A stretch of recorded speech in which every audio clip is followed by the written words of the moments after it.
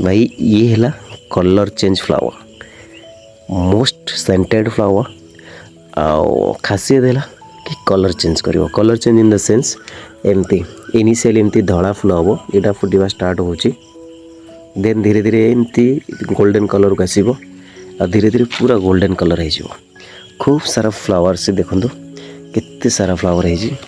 Initial stage तो एमती white colour, पूरा व्हाइट जमती देखिए, पूरा मतलब कि प्रॉपर व्हाइट जहाँ कहते जमती पेंट कलर व्हाइट पेंट, तो से भाया एत गोटे ना बहुत सारा कड़ है।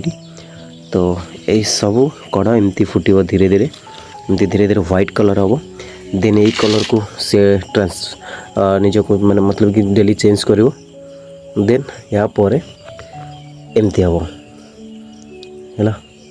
फाइनाली यही कलर रू यही कलर पर्यंत हो डेड एंड रे यही कलर हो, बहुत बढ़िया।